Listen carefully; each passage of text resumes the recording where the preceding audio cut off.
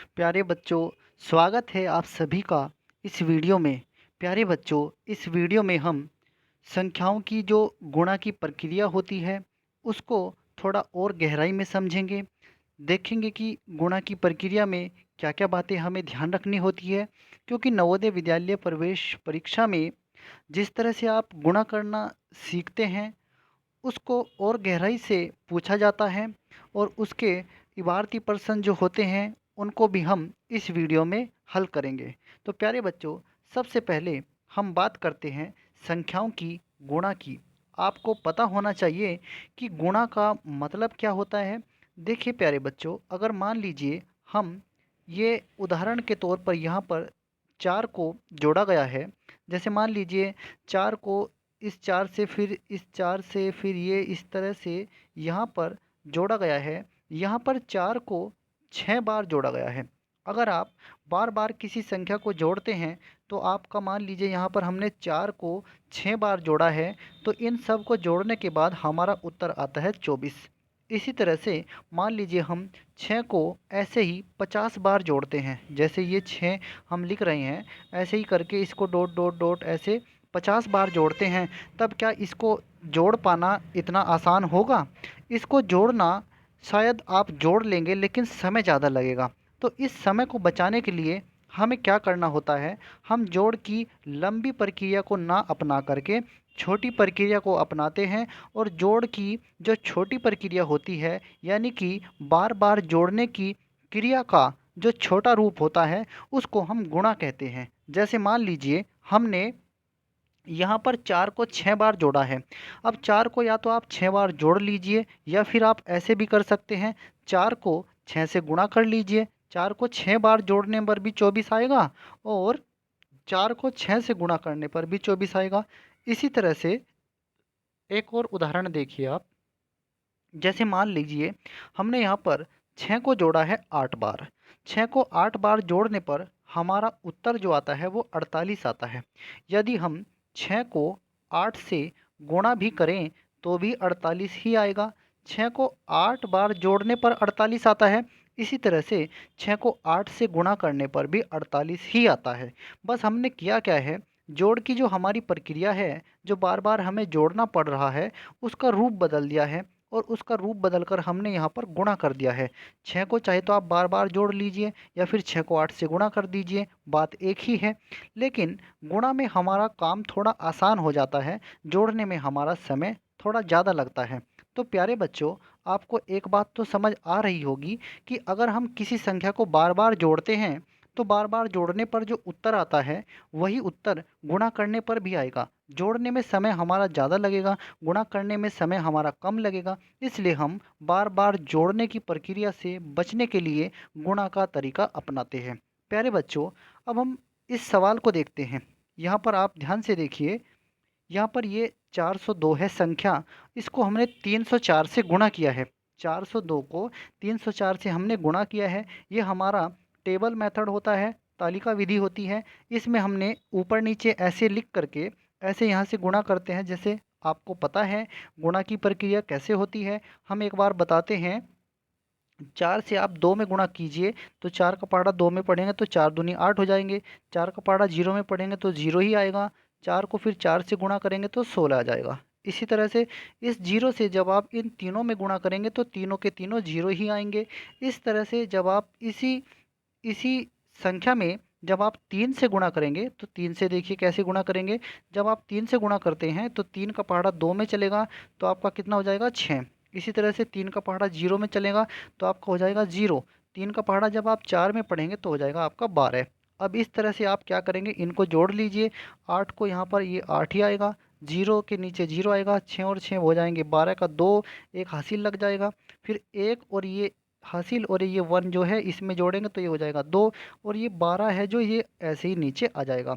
इस तरह से आपने ये गुणा तो कर दी है, लेकिन आपको एक बात इसमें क्या ध्यान रखनी है, जो हमारा 402 है, 402, यानी कि जिस संख्या में हम गुणा कर रहे हैं उसको कहते हैं गुण्य, और जिस संख्या से हमने गुणा किया है इसको कहते हैं गुणक।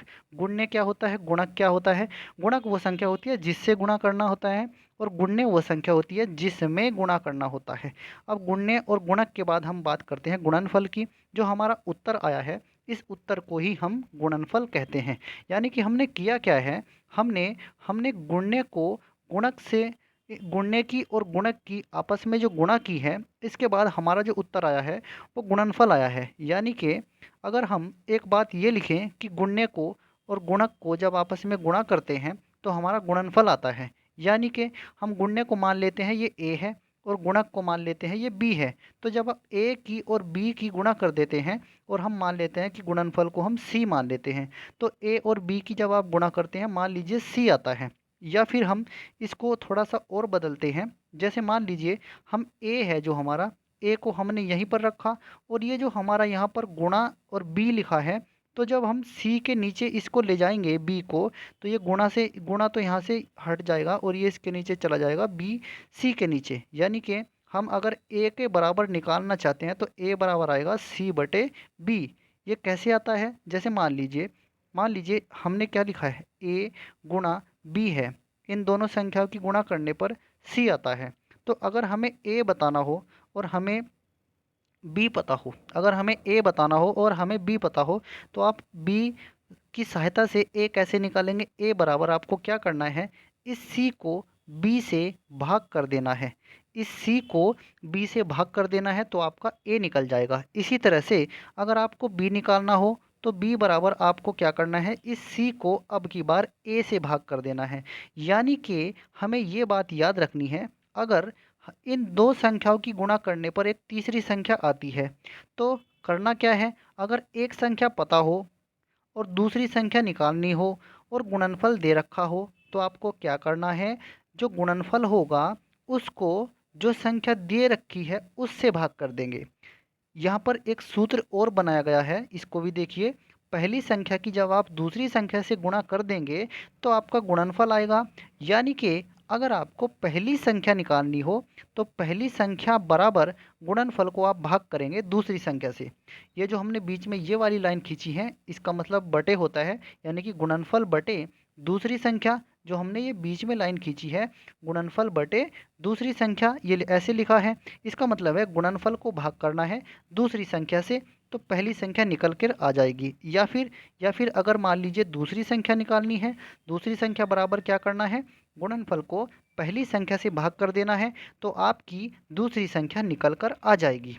प्यारे बच्चों, इस ये जो हमने आपको सूत्र बताया है, फॉर्मूला बताया है, इस पर सवाल हम अभी इसी वीडियो में आगे करेंगे। पहले आप एक चीज़ को और समझिए। जैसे मान लीजिए आप 12 को 10 से गुणा करते हैं, तो 12 को 10 से गुणा करने पर आपका आएगा 120। या फिर आप ऐसे भी कर सकते हैं, इनका क्रम बदल दीजिए, 10 को अब की बार 12 से गुणा कर दीजिए तो आएगा तब भी 120 ही। 15 गुणा 8 भी 120 होता है, अगर आप इनको क्रम बदल कर लिखते हैं तो 8 गुणा 15 भी 120 ही होता है, बात एक ही है। यानी कि अगर आप क्रम बदल कर गुणा करते हैं संख्याओं की तो उत्तर नहीं बदलता है, उत्तर वही रहता है। जैसे यहाँ पर 15 गुना 8 कितना हुआ, 15 अट्ठे 120, ऐसे ही 8 की आप 15 में गुणा करेंगे तो भी 120 ही आएगा।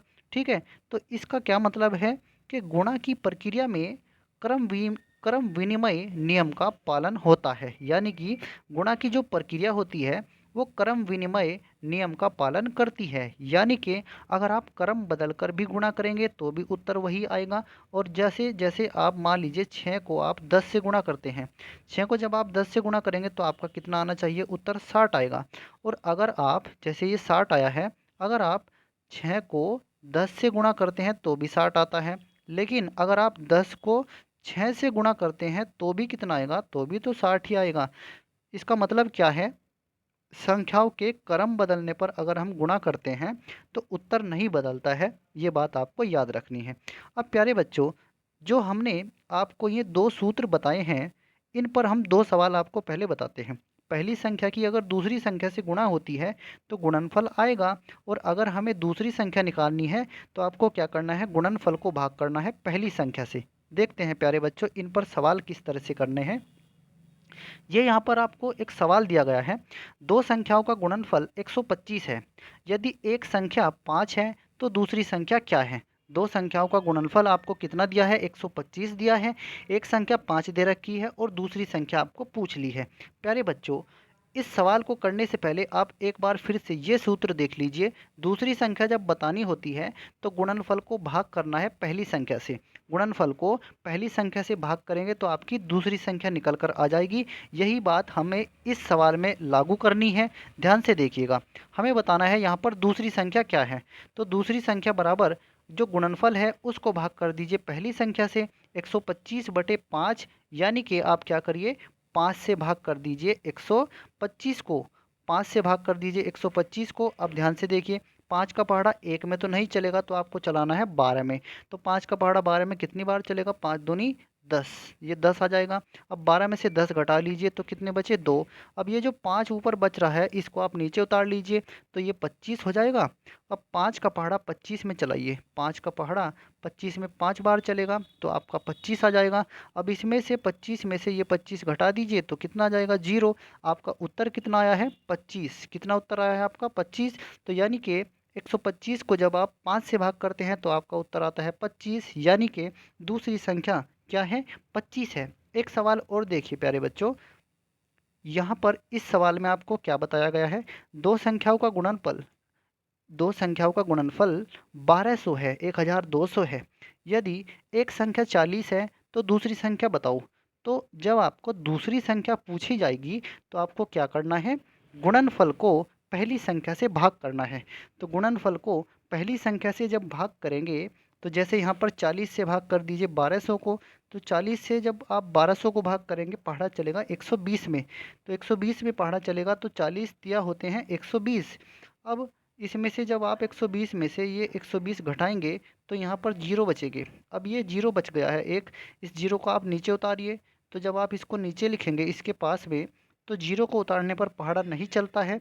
जब ऐसे ऊपर से कोई संख्या नीचे उतारी जाती है और पहाड़ा नहीं चलता है तो इसके पास में आप जीरो लगा लीजिए, यानी कि 30 उत्तर आपका आएगा। तो यानी कि 40 से जब आप 1200 को भाग करेंगे तो आपका आंसर आ जाएगा 30। इस तरह से आप दूसरी संख्या बता सकते हैं। प्यारे बच्चों, थोड़ा और समझिए, आपकी समझ गुणा पर और गहरी होनी चाहिए। तो गुणा पर कुछ आप इबारती प्रश्न देखिए पहले। जब मान लीजिए आपको क्या है सवाल में, अगर ज़्यादा वस्तुओं की कीमत पूछी जाए और एक वस्तु की कीमत दे रखी हो तो आपको यहाँ पर गुणा ही करनी होगी। जैसे मान लीजिए एक सवाल आपसे पूछा जाता है कि एक पेन की कीमत 5 रुपये है, तो 10 पेन की कीमत कितनी होगी? तो आप बताएंगे कि जब 5 रुपये का एक पेन आता है तो 10 पेन तो 50 रुपये के आएंगे। तो प्यारे बच्चों, यहाँ पर आपने ये 50 कैसे बताया है? यहाँ पर आपने गुणा ही की है। या फिर आप 5 को 10 बार जोड़ेंगे, 5 को 10 बार जोड़ेंगे, इसमें आपका समय ज़्यादा लगेगा। तो आप क्या करेंगे? 5 को 10 से गुणा कर लेंगे तो आपका उत्तर 50 आ जाएगा। प्यारे बच्चों, आप सवाल देखिए पहले ताकि आपकी समझ और ज़्यादा विकसित हो। एक पेन का मूल्य 25 रुपये है, तो ऐसे ही 12 पेनों का मूल्य क्या होगा? एक पेन का मूल्य 25 रुपये है, तो ऐसे ही 12 पेनों का मूल्य क्या होगा? आपको क्या करना है इस सवाल में, ये जो 12 पेनों का मूल्य पूछा है, आपको एक पेन का मूल्य कितना है? 25, 12 का बताना है। तो 25 की और 12 की आप गुणा कर दीजिए। जब आप 25 की और 12 की गुणा करेंगे तो देखिए 12 का पहाड़ा आप डायरेक्ट चलाइए 5 में, क्योंकि नवोदय विद्यालय प्रवेश परीक्षा में आपको कुछ चीज़ें डायरेक्ट करनी है, नहीं तो आपका समय ज़्यादा लगेगा और आपको समय की बचत करनी है जितनी ज़्यादा से ज़्यादा हो सके। अब हमने किया क्या है, 12 का पहाड़ा 25 में चलाना है तो 12 का पहाड़ा 5 में चलाया, 12 पंजे 60 की जीरो, हासिल लगेंगे 6। फिर 12 दूनी 24, 24 में 6 जोड़िए 30, यानी कि 300 आपका उत्तर आएगा। तो 300 रुपये है 12 पेनों की कीमत, 12 पेनों का मूल्य। दूसरा सवाल देखिए प्यारे बच्चों, एक साइकिल का मूल्य 3650 रुपये है, तो ऐसी ही 15 साइकिलों का मूल्य कितना होगा ये हमें बताना है। तो हमने आपको बताया है 15 साइकिलों का मूल्य पूछा है और एक का दे रखा है, तो आपको गुणा करनी है। किस किस की गुणा करनी है? जो 3650 रुपये एक साइकिल का मूल्य है, इसकी गुणा कर दीजिए आप 15 से। 3650 की 15 से आप गुणा कर दीजिए और 15 का पहाड़ा यहाँ पर डायरेक्ट चलाइए। तो 15 का पहाड़ा जब आप डायरेक्ट इससे चला करके गुणा करेंगे तो आपका उत्तर आएगा 54,750 रुपये। ये 15 साइकिलों का मूल्य है। प्यारे बच्चों, एक सवाल और देखिए। इस सवाल में आपको करना क्या है, 250 किताबों का मूल्य क्या होगा यदि एक किताब का मूल्य 325 रुपये है। 250 किताबों का मूल्य क्या होगा यदि एक किताब का मूल्य 325 रुपये है। तो आपको एक किताब का मूल्य दे रखा है 325 रुपये और 250 किताबों का मूल्य बताना है। तो आपको क्या करना है, 250 किताबों का मूल्य कैसे आप निकालेंगे, 250 की 325 में गुणा कर देंगे। 250 की 325 में जब आप गुणा करेंगे, गुणा करने के बाद आपका ये उत्तर आएगा 81,250 रुपये। प्यारे बच्चों, अब आपको अभ्यास के लिए कुछ प्रश्न दिए जा रहे हैं। ये प्रश्न आपको खुद करने हैं। अगर आपको इन प्रश्नों को करने में कोई कठिनाई आती है तो आप कमेंट बॉक्स में बताएंगे और आपकी समस्या का समाधान कर दिया जाएगा। प्रश्न क्या है आपको एक बार बता देते हैं। एक चीज़ और आपको क्या याद रखनी है, जब ज़्यादा वस्तुओं की कीमत पूछे और एक वस्तु की कीमत दी हुई हो तो आपको गुणा करनी है। इन सभी सवालों में आपको गुणा करनी है। ये यहाँ पर 6 प्रश्न हैं, 6 प्रश्न हैं और आपको बहुत ध्यान से करना है इन प्रश्नों को। पहला प्रश्न आपका है, एक स्कूटर का मूल्य 62,519 रुपये है। ऐसे 145 स्कूटर खरीदने के लिए कितने रुपए देने होंगे? तो आपको क्या करना है, 62,519 को 145 से गुणा करना है और वही आपका उत्तर होगा। अब हम बात करते हैं प्यारे बच्चों अपने दूसरे प्रश्न की। हमारा दूसरा प्रश्न क्या है, एक पेटी में 144 सेब आते हैं। सेब की एक पेटी है, उसमें 144 सेब आते हैं। फल मंडी में ऐसी ही 32,275 पेटियां रखी हैं। ठीक है, तो आपको बताना है मंडी में कुल कितने सेब हैं। तो आपको एक पेटी में कितने सेब आते हैं ये पता लग गया है और कितनी पेटियां हैं ये भी पता लग गया है। तो आपको बताना है कि कुल कितने सेब हैं। तो आपको क्या करना है, ये जो 32,275 दिया है इसकी गुणा करनी है आपको 144 से। तो आपको पता लग जाएगा कि मंडी में कुल कितने सेब हैं। आप इसको ऐसे कर लेंगे। हम बात करते हैं तीसरे सवाल की। एक घर से लगभग 1200 ग्राम कचरा रोज निकलता है। एक घर से लगभग 1200 ग्राम कचरा रोज निकलता है। ऐसे 7 घरों से ऐसे 7 घरों से 365 दिनों में लगभग कितना कचरा निकलेगा? तो आपको इस सवाल में क्या करना है, यहाँ पर 3 संख्याएं दे रखी हैं।